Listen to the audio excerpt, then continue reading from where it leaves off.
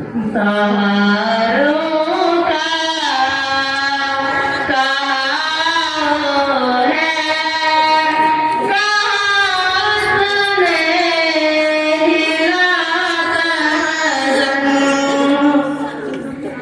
खुदा ही दस हमारा है, कहाँ सुने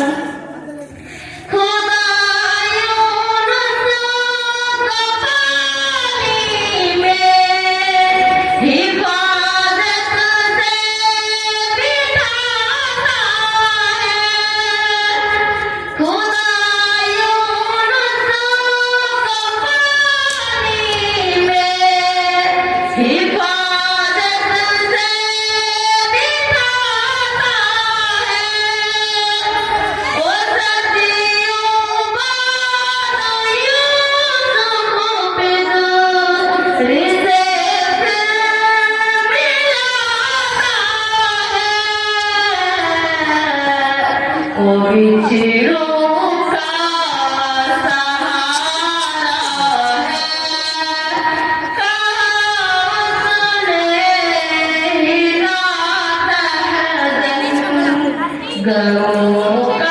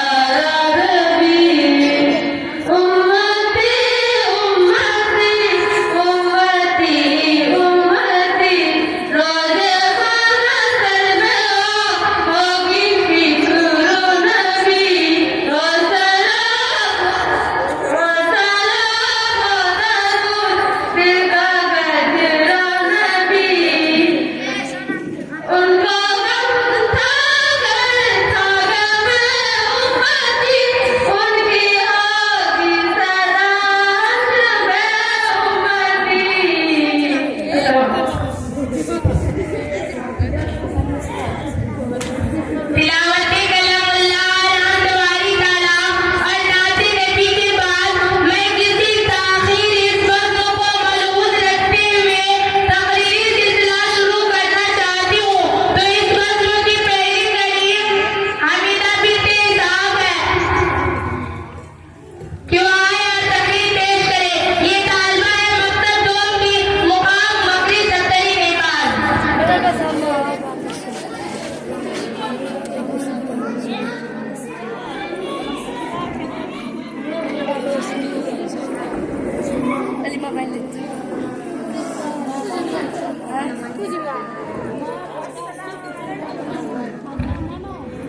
अस्सलामुअलैकुम रहमतुल्लाहि व बरकातुहू।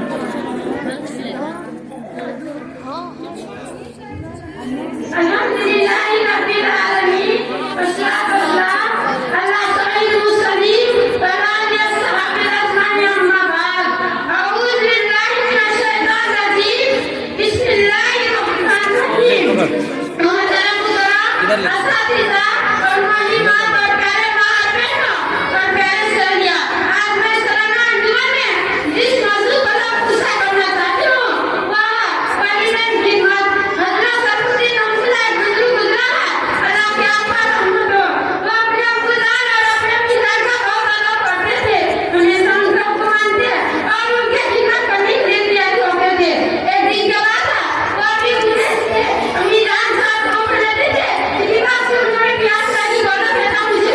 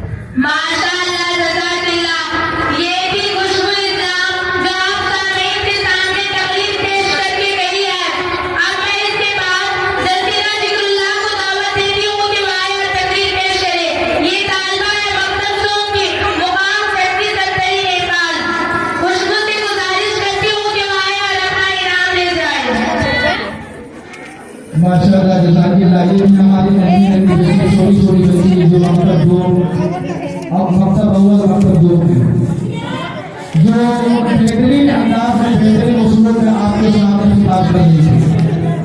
अब हमारे जो नबी मुकर्रम है जो सलीफा है वो बयानी अपने मुंह से आप करेंगे इंशाअल्लाह। वो मुकर्रम वो खतीबा हमारे सामने अभी या कुछ देर बाद आपके सामने तकरीर करेंगे, क्योंकि अभी हमारी जो छोटी छोटी नई तकरीर पेश करें अच्छे उस्लूब में पेश कर रही है।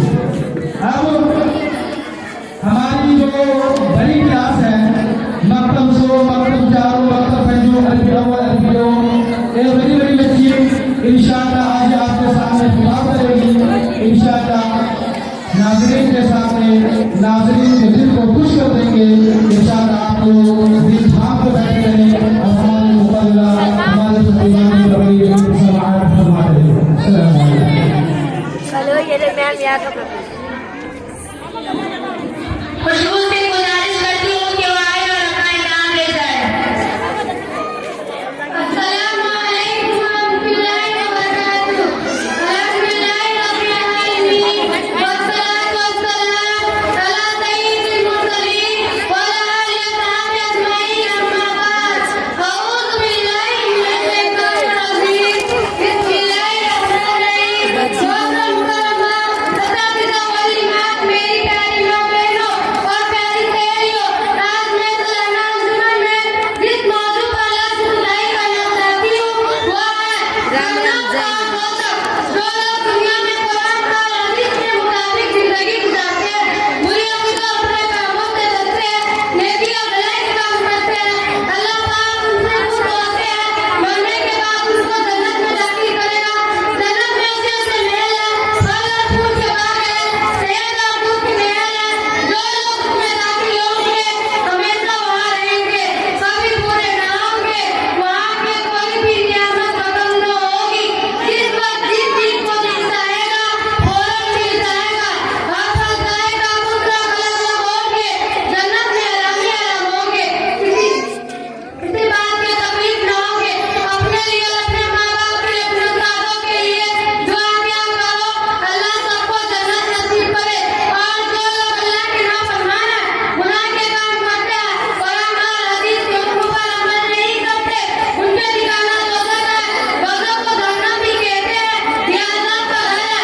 जो लोग उसमें जाएंगे बुरे तकलीफ में रहेंगे, जहन्नम में इतनी तेज आग है कि अगर उसकी एक चिंगारी भी दुनिया में गिर जाए तो पूरी दुनिया जलकर राख हो जाएंगे। भला बता जब हम उस दुनिया की हालत को बर्दाश्त नहीं कर सकते तो दोज़ख को आग को कैसे बर्दाश्त करेंगे। जहन्नम में बड़े बड़े जहरीले सांप और बिच्छू अगर उनमें से एक सांप भी दुनिया की तरफ फंस मारे तो सारे के साथ तरफ आग जल जाते, उसके जहर की कमी से जल जाते। बरसों जमीन पर कोई चीज न होंगे।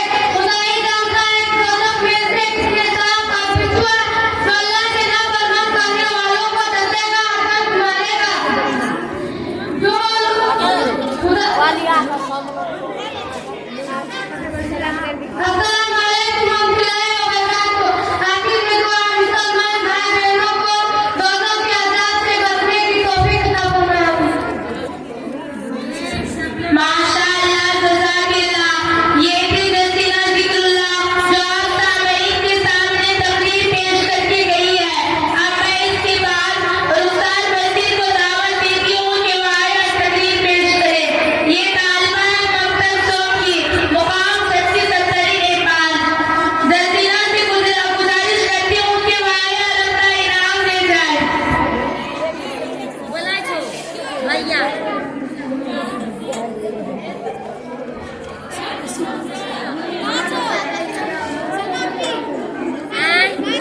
सबनम बलिया तू ही से ना बोला तो बाहर में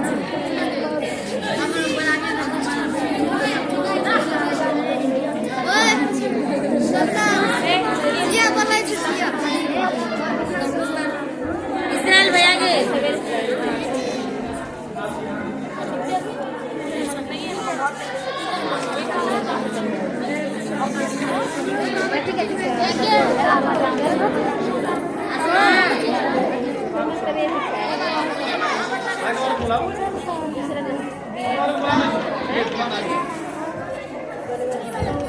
अब मैं इसके बाद रुखसाना अलाउद्दीन को दावत देती हूँ कि वो आए और तकरीर पेश करे। ये तालिबा है मकतब सोमनी मुकाम खोखसर।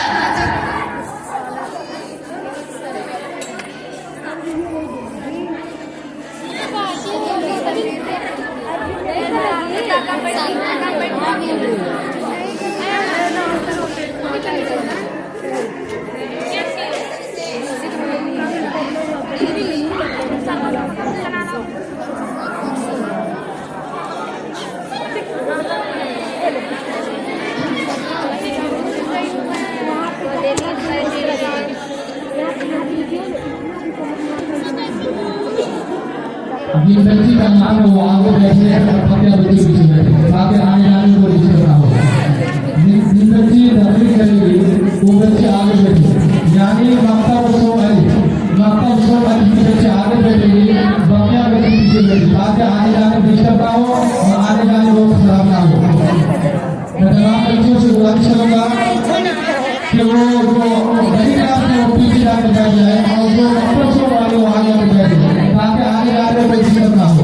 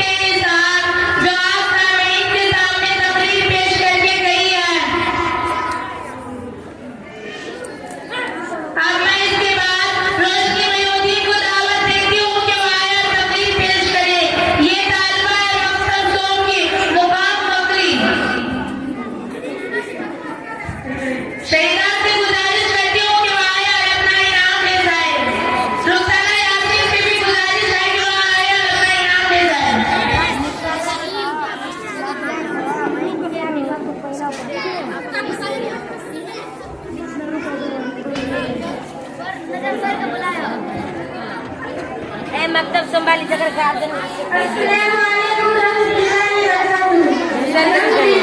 अल्हम्दुलिल्लाह रब्बिल आलमीन वस्सलातु वस्सलाम अला सय्यिदिल मुरसलीन व अला आलिहि व सहबिहि अजमईन अम्मा बाद। क़ाल अल्लाहु तआला अऊज़ु बिल्लाहि मिनश शैतानिर रजीम बिस्मिल्लाहिर रहमानिर रहीम व मा उमिरू इल्ला लियअबुदुल्लाह मुख़लिसीना लहुद्दीन मोहतरम मुकर्रम साथीना व मुस्लिमात व मेरी प्यारी माँ और बहनों और मेरी प्यारी सहेलियों, आज मैं इस सालाना आंदोलन में जिस मौके पर लफ्ज़ के साथ आते हुए इखलास की अहमियत इस्लाम में बाबा को सिर्फ और सिर्फ अल्लाह के लिए अंजाम देने का हुक्म दिया गया है। जमात है रोज़ा ज़कात व यहाँ अगर हर किसी में भी हमारे लिए अल्लाह को खुश करने का बजाय कुछ और हो तो हमारे लिए इबादत के लिए नाम की बेकार से छोड़ेंगे रबे मुझे वो हमारे बात बन जाएंगे। मुस्लिम अहमद के एक दिन में सरकार दो जहां का फरमान हज़रत मोहम्मद सल्लल्लाहु अलैहि वसल्लम फरमाता है जो दिखावे की नमाज पढ़ता है उसने भी किया, जो दिखावे की रोज़े रखता है उसने भी सिद्ध किया। वो कीजिए मेरी प्यारी बहनों, दिखावे की नमाज रोज़े से किससे ताबीर किया जा रहा है क्योंकि जब इबादत अल्लाह के लिए है तो फिर इसमें किसी बंदे को दिखाने का मतलब यह है कि हम उस इबादत में किसी को भी शरीक करें। बुखारी शरीफ की पहली रिवायत जो इमाम बुखारी ने खबर में है वो है इन्नमल अमालु बिन्नियात, सारे अमाल वालों का नियत पर है। अगर नियत सही अल्लाह खुश करने का मकसद है तो सवाब भी पूरा मिलेगा। अगर नियत किसी को दिखाना है और नमूद है तो फिर हमें अपने अमाल का ढेर बनानी चाहिए। गौर कीजिए मेरी प्यारी बहनों, जिस तरह खाने में सब कुछ हो लेकिन नमक ना हो तो खाने बिल्कुल बेमजा मालूम होता है। उसी तरह इबादत में चाहिए जितने ही क्यों ना हो अगर उसमें खांसी ना हो तो वो बेकार है।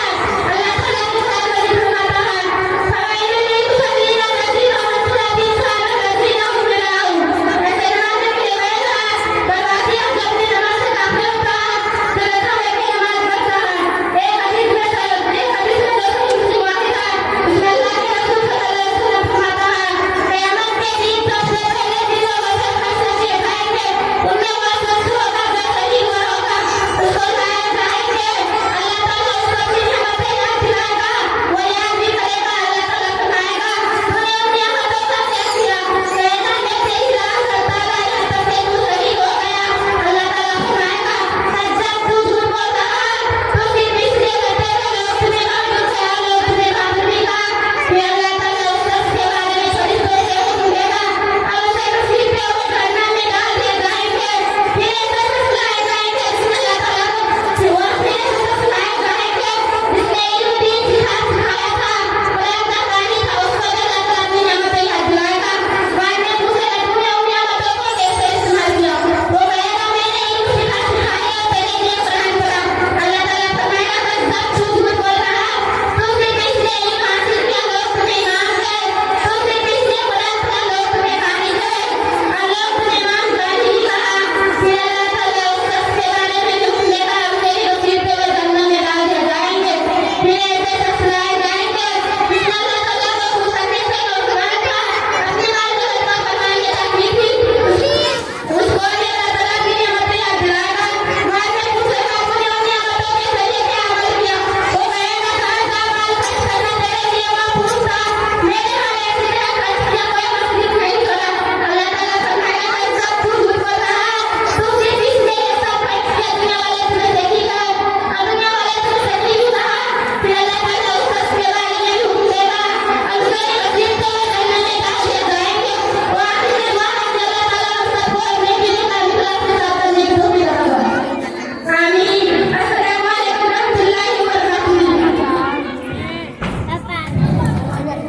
मैं बाकी अल्लाह से गुजारिश करूंगा कि जो बच्चे को बैठने के लिए उनको जल्दी से बैठाए। कोई बच्ची ऊपर जा रही है, कोई उधर उधर के मोबाइल के साथ खेल रही है, कोई कमरे के अंदर किसी से बातें कर रही है और कोई इधर उधर भटक रही है। हमारी कुर्सियाँ खाली है क्योंकि इधर उधर जाना आना जाना ये माहौल को बिगाड़ रहे हैं और ये हमारे तहजीब के भी खिलाफ है। तो मैं बाकी अल्लाह से गुजारिश करूंगा कि जितनी भी बच्चियाँ ऊपर या नीचे या कमरे के अंदर दूसरी चीजों में मस्त मगन है तो उनको वहाँ से निकाल कर स्टेज पर लाए ताकि ये प्रोग्राम